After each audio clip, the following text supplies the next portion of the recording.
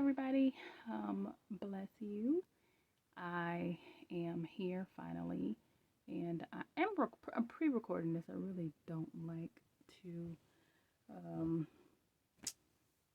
record myself on camera. I don't even like to see what I look like on camera. But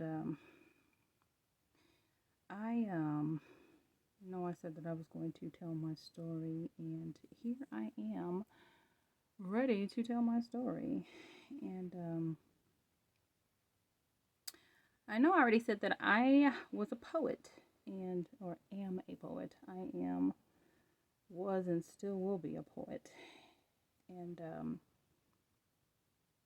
I started years ago. It was back in the early 2000s when I discovered that I had the gift to even write. And I remember when I was even younger, when I was in middle school, and of course my mom made me mad. I would write a letter. I write a letter and say how upset I was, and basically about my situation and how I wanted to run away because it was so bad. But it wasn't. I guess it wasn't that bad. I mean, it was bad. It was bad, but it wasn't probably as bad as, a lot of people out there, a lot of other people, I should say, out there. A lot of verbal lashings, I should say, that really cut away at my confidence, my self-confidence, and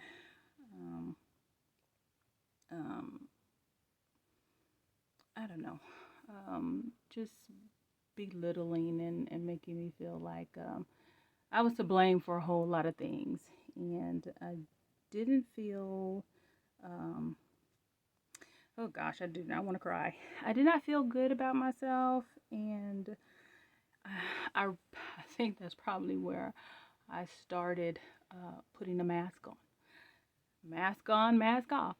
I started putting a mask on, and I did not want to be that person. Anyway, get past that. That was my childhood. When I got in my 20s, my early 20s, I discovered that I had a gift of poetry. I could write poetry, and I know it was just God given. And when I look back at the things that I had written, I cannot even believe that came from my pen or my pencil, because what I realized was like first of all, I was a club hopping, busybody, wild child. I grew into one of those people from my adolescence up, to my teenage years. Oh yeah, I was wild. I got real wild. I was out in the streets. Yes, I was out in the streets, hopping all over the place. And it's so funny because back then, we talk about Gen Xers and whatnot, or you'll see the TikToks and whatnot about Gen Xers, and yeah, I'm a Gen Xer, and we ran the streets with no supervision. There was nobody watching us. We was all over the place. And I laugh and talk about it with my sister, and when I say my sister, I mean my sister in Christ. When we talk about it, we laugh because like, yeah, no, we was out there. We was traveling all over the city, hopping on buses when we was 12 and 13 years old. We didn't have no parental supervision. We was going to the mall by ourselves. I was riding from the north side of town to the south side of town. We were just doing the most. And anyway, yeah, and then at that time, now that I think about it, around that time, that R. Kelly was very, very popular. But when I sat back and I think about, everything that's happening, I think, man, you know what? When we were that young, it wasn't a big deal, and it's sad to say out loud. It's sad to say that out loud. It wasn't a big deal for older guys to sit there and try to talk to young girls. They was doing it all the time. I mean, I had 24, 25-year-olds trying to date a 12, 13-year-old. And yeah, I think my first kiss was with he was 23, 22, 23, and I think I was like 13. So yeah, I was running wild, and then some things happened to me.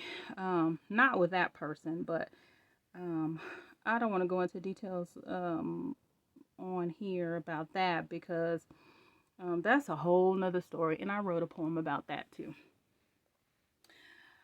But what happened is I started writing poetry about things that was happening to me, and the relationships that I ended up in, because I just ended up in one bad relationship after the other, and my dad that raised me was there. I don't think I had daddy issues. It wasn't a daddy issue thing, and he was really really nice to me. My dad was really really sweet. Anyway, the one that raised me, I wasn't raised by my birth parents. My birth parents, I don't know who my birth dad is, but I found my birth mom when I was about 15, 16. I think I was 16. And so yeah, I was raised by total strangers. And still not quite sure how I got there. The story I heard was I ended up in somebody's living room. My auntie, who became my aunt anyway, I ended up in her living room, and my mom that raised me asked, "Whose child is this?"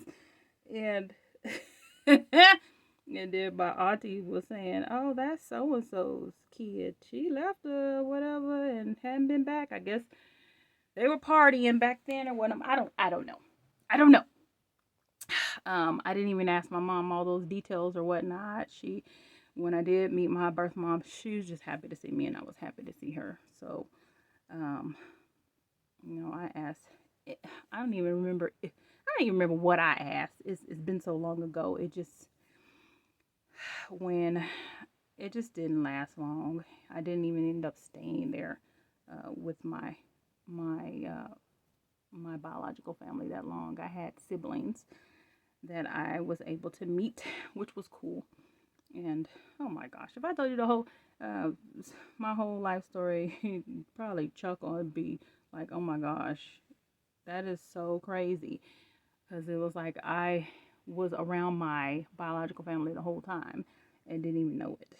And I don't even know if my mom was anywhere around, but I know that my aunt and my cousins were close by. But anyway, um, so I just all of the things that I had went through. I had a little one that needed some pineapples. Okay, so anyway, yeah, I started writing in my 20s and was writing about my life and the issues that I was facing during the time. I had my little girl at that time, during that time, and life was hard. It was a struggle, considering everything that had transpired in my life from childhood all the way up to my young adulthood. I really didn't know how to. I didn't know how to communicate. I knew nothing about how to communicate because you know what?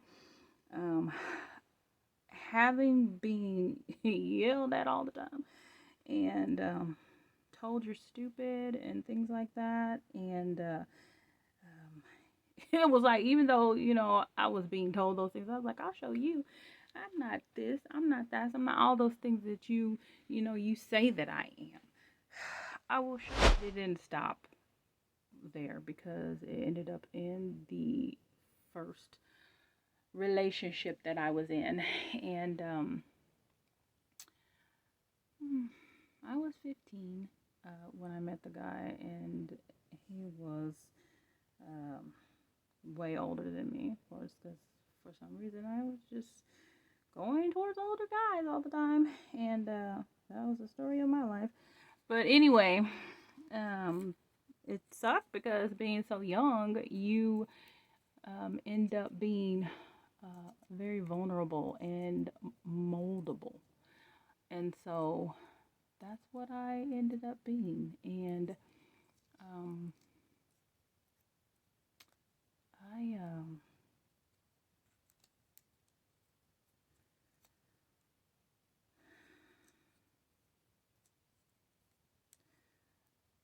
I was stuck.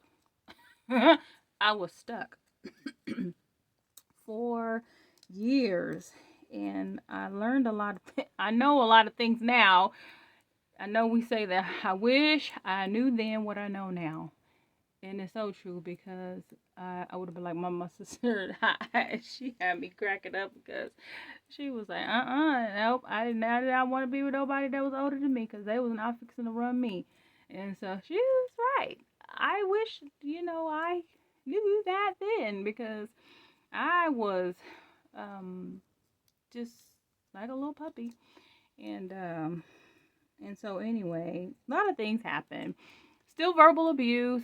I went through a lot with that. I will not say all the things that happened to me, but imagine somebody being trapped in the house and phone cords being pulled, the plugs being pulled out the wall. Because, back then we had phones that actually plugged into the wall, and, you had to pick up the phone from off of the hook and to talk to people.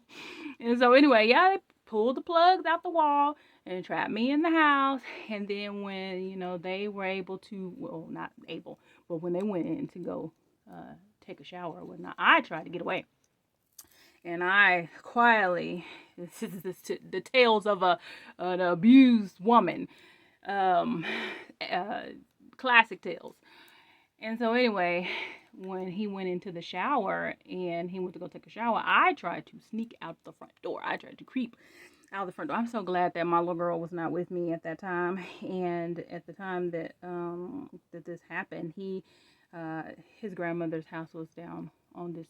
His grandmother's house and his mother's house was on the same street. So his house was his grandma's house was up the street, and the grandma's house was, or his mom's house, sorry, was down the street. And so anyway, I was able to sneak out the door, but I guess when I closed the door, he heard me. I should have just left that stuff open. Anyway, oh my gosh, he ran out that, I don't know, he got out of that shower so fast, and he had a towel on it. I saw him come out, and I just took off running. I'm running. Y'all, I'm running down the street, in the middle of the street, and this man is chasing me with a towel wrapped around his waist. He had just got out of the shower, so he's chasing me.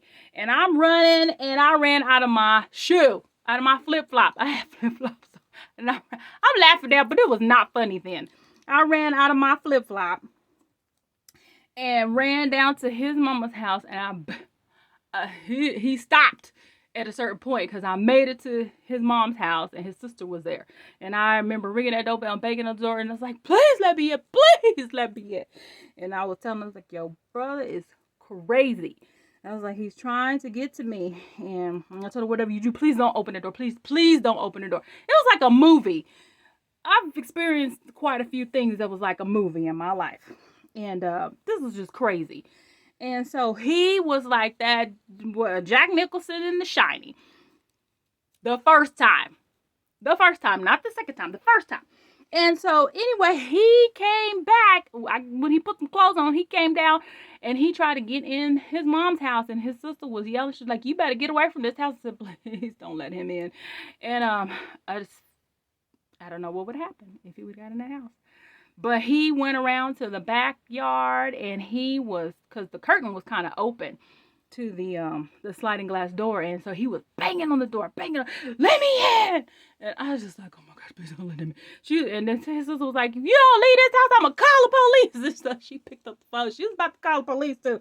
And I loved about her because she did believe in right was right and wrong was wrong. She was not one of those people that was like, oh, this is it's my brother, I'm gonna stick up for him and whatever, even though he doing wrong. No. Her and her mom, they very much believed in right is right and wrong is wrong. And if somebody was in the wrong, they was in the wrong, and they were gonna get told about it. So anyway, thank you, sis, for that. And so that even got even more scarier um, down the road. And and it's sad when you, of course, when I look back on that, because at that time, I was so young. I didn't know anything about. I wasn't thinking about um, I wasn't thinking about compassion. I wasn't thinking about mercy or anything like that. Although I was very understanding, just understanding of the situation and whatnot, and but I didn't know what the spiritual ramifications were at the time, and why I was dealing with what I was dealing with. But it was like even after that, after that relationship was over, I was just, and even in between when we were on our off, I had moved on or whatnot. Not really moved on, but just was back and forth and meeting different people and whatnot, and it was just bad decisions all over the place, and I wrote about all of that stuff. I began to write, and I wrote a chapbook. I wrote a book, a poetry book about my experiences. It's called Looking Through Eyes That Can't See, because I couldn't see a thing, people, not one thing, blind as a bat, and just hopping around from relationship to relationship looking for something that I could not find. Not in those people anyway, because everybody was broken. And, oh, God. Hey, oh, God. I didn't know it at the time. And I was young. I did not know anything about brokenness. But it took me a long time. Even, just last year, I realized that there were some places that I still was broken, and I did not. I didn't trust God with my heart, and it's sad because um, all of that crap that I went through. But I tell you what, the the beautiful thing was that I came out of that. I came out of that environment. I came out of those situations with one friend. One friend helped me out, and I didn't even know it at the time. I didn't know where I was. I didn't even know I was on the brink, y'all, of having a nervous breakdown. That's how bad it was. I had so much stuff piled on me, and I was having anxiety attacks at that time. It was 2003, 2004, and that was around the time I was still doing poetry. So it was just getting worse and worse, and I didn't really even want to be around anyone because I didn't want to have a panic attack in the middle. I didn't want to have a panic attack in the middle of the grocery store, and then people be looking at me crazy. I didn't want to have a panic attack in front of, people, acquaintances, the people that I knew, and I don't know. They just it is crazy because it's like you're surrounded by, I don't say always, but I was tended to be surrounded by people, and it's like nobody's knowing what you're going through. Nobody can see you struggling to breathe. Nobody can see you dying. Nobody can see you slowly dying. That's why I really could relate to that young lady in that movie Beyond the Lights. And when she was like, it's like I'm in the street and nobody can see me. And man, that stuff is real. And so what happened was, um, I remember writing. I remember reading my Bible, and I was in a park, and this was before anything like the big boom in my life. And so I remember I was in the park, and I had my baby with me, my little girl. She was on the swings playing, and I was sitting on a bench under a tree. There There was nobody in the park. Not one person. The park was empty. And I remember telling God, I said, Lord, I said, I want you to use me. I don't even know what I was talking about. I don't even know what I was saying. This is what I'm talking about. When I started writing poems and I was writing about my life and I went back and I started reading that stuff a little later in my life, I was tripping out on what I was reading because what was being said was not something that I would normally say. And so I realized it wasn't me. And the spirit was giving me things and was basically revealing things or talking to me in the poetry. And so when I sat in that park and I was like, Lord, I just want you to use me. And I want to say that was after I read Proverbs. It was either before or after I read Proverbs. It was after I read Proverbs. Because I remember opening my Bible and reading. As a matter of fact, I would back this thing all the way up, back a little bit more. But I was reading Proverbs chapter 1. I'll open my Bible up.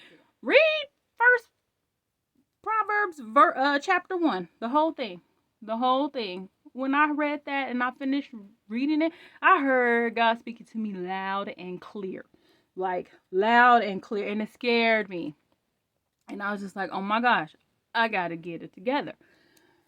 And so, back to the park. When I got to the park, I was alone with my daughter. My daughter was on the swings and she was swinging by herself. And I was sitting, adjacent to her on the park bench. And so I was sitting on the park bench and I was like, Lord, I just want you to use me. Whatever it is that you have to say, God, I'm willing to write it. And so I sat there and I remember, this nice cool breeze came through. And I had my notepad and I put my pen to the pad and I began to write. And when I started writing, I began to write furiously, like furiously. And so when I heard the words, I heard the first line. That's how he used to give me stuff. Like I would hear the first line of whatever that it was that God was giving me, I wanted to say, and then I would get my pen and my pad and I would just start writing. And so when I finished writing and I read what was written, the inspiration, oh my gosh, I was so scared. I was trembling. I was just like, oh my gosh, oh my gosh. So it was like another warning to me, and it was called, the title of the poem was called Final Call. And I'm going to share it with you all. And that was years ago. I put that thing in I promised God, I said, because at the time I was in the spoken word circle, or whatever you want to call it. And I was part of a poetry collective called the Neo Soldiers, which is part of South Flavors and Entertainment. Herman Mason was the CEO at the time. I think he still is. I stopped following all of that stuff. But anyway, yeah, I was traveling to different places: Dallas, Fort Worth, Houston, San Antonio, just, meeting like all kinds of different people, but also performing spoken word. And my name was Sassy at the time, Sassy. Love Robinson gave me that name. First it was sassafras because everything that I said was so sassy. And so she was like, sassafras. I love. I promised God that wherever I went, that I would do that poem. And I did just that. I did it until it was time for me to get out of there and get out of the world. And so, like I said, that park was empty. There was nobody there but my daughter and myself when I wrote that. And so here I am. I'm doing poetry, yes. And I meet somebody else. I'm gonna eat another person. I was not looking for anybody. But then that's how the enemy do. It's like when you ain't looking for nobody, bam, he sure bring somebody onto your doorstep. Plop. Was not looking for anybody, and this person came along, and I was having my coworkers threw me this divorce party, and I didn't ask for that either. And anyway, long story short, met another person, ended up dating this person. It was very short. And so anyway, but it was like after getting in that relationship, I was really, oh my gosh, it's like I got myself even more entangled, spiritually, mentally, um, and it's just because of what I received. It was really bad. It was like that person, it was hard for me to get away from that person. Let me just put it like that. And it sucked. It really, really sucked. And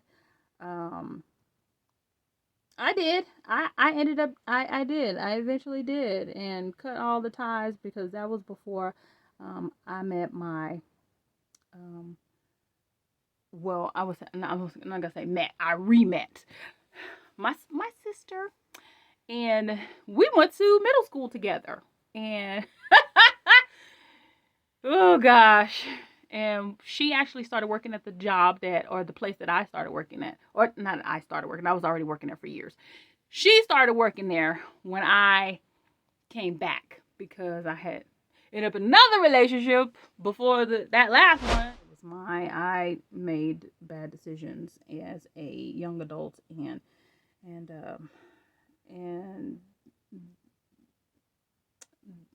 things happen. And so anyway, so yeah, there was that. There was the ex, and then the exes. There was the exes, and there was that current, and so it's like all of that stuff, and dealing with all the baggage. That's the best word for it. Baggage. Dealing with all the baggage from every last single one of the relationships that I was in was it was too much. And on top of that, not only the relationships, but my childhood. So you got your jacked up childhood. And when I say jacked up, I mean jacked up childhood on top of all those, or underneath, I should say, underneath all of those not so great relationships, those crappy relationships, and horrible decisions. It's like a recipe for total disaster. And I was mentally not stable.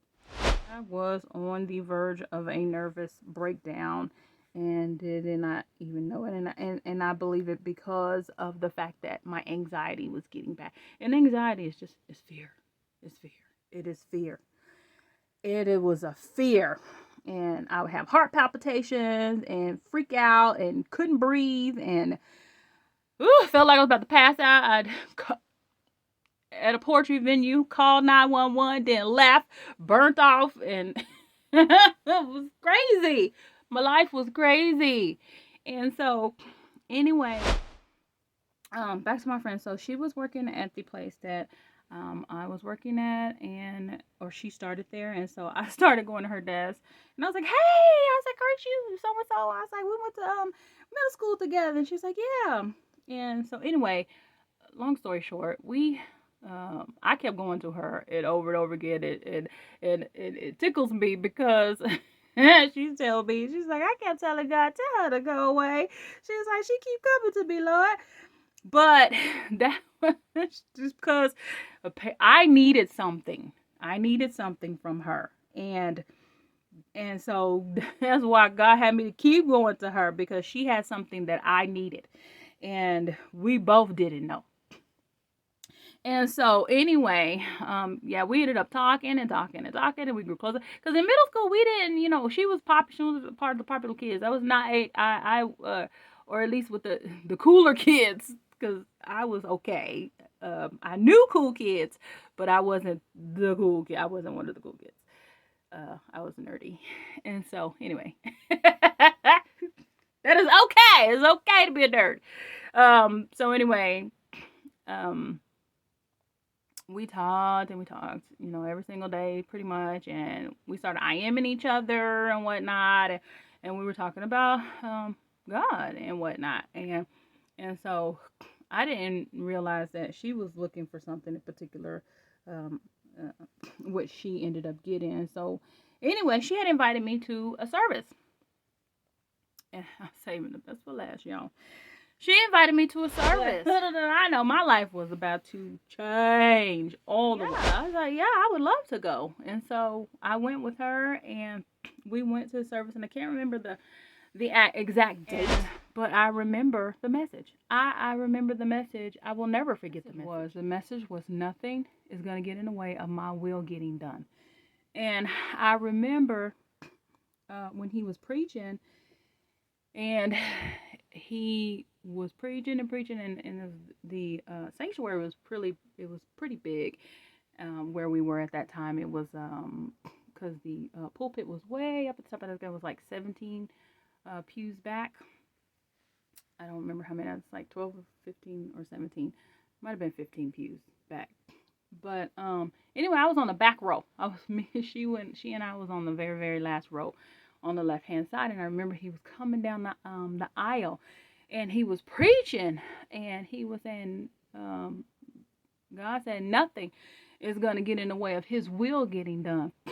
And then he came back there where we were and looked me dead in my eyes and said, that's why I gave you that message to give to others. And I hollered, oh God, hey, oh God, woo,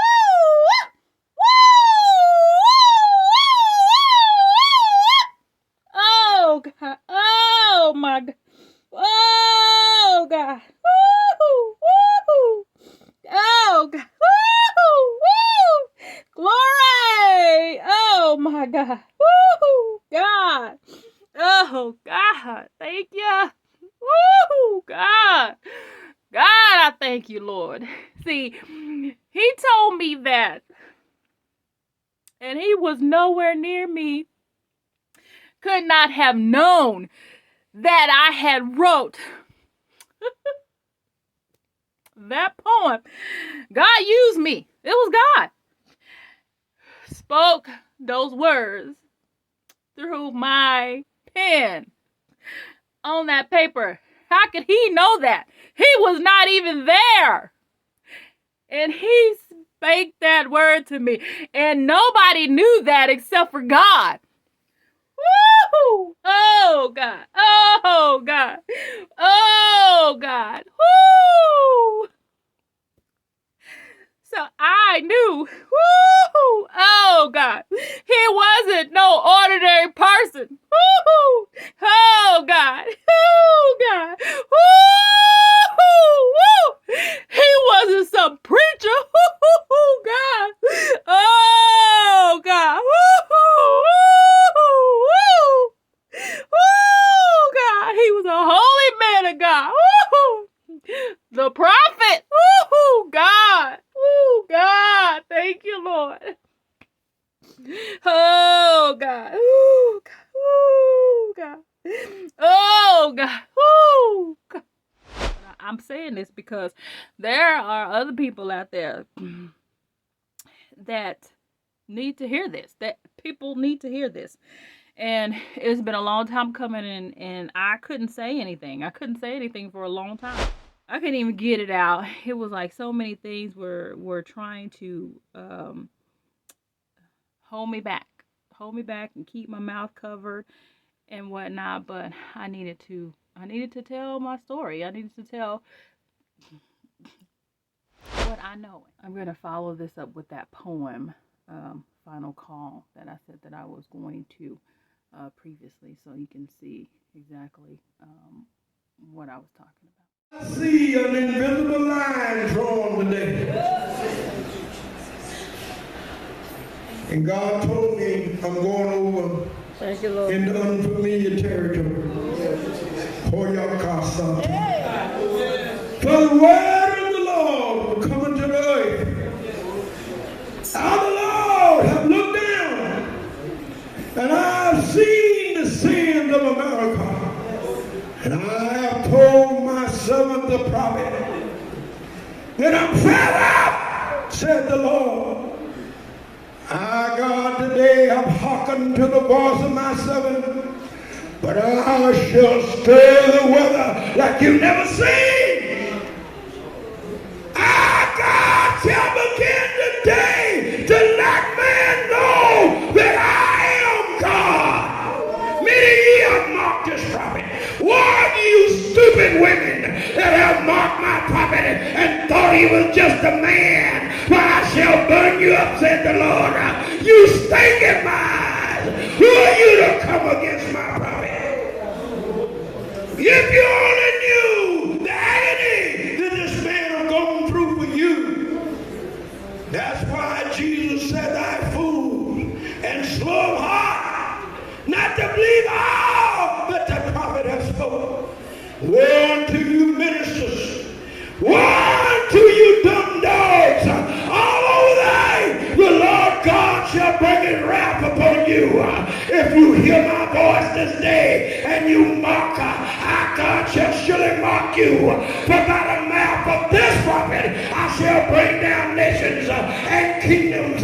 It shall begin today. Our God shall demonstrate my anger upon the four corners of the earth, said the Lord thy God. But I shall bring forth a revival like the earth have not seen. The sons of God shall spring up, and this spirit that shall fill the earth, and my people shall come forth in my image and likeness. The lame shall walk, the blind eyes shall be opened, the deaf and dumb shall hear just by the spoken word. And soon those that lay in a lonely grave shall arise, said the Lord.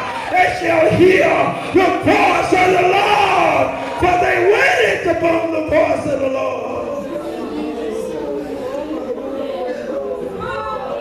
Thank you.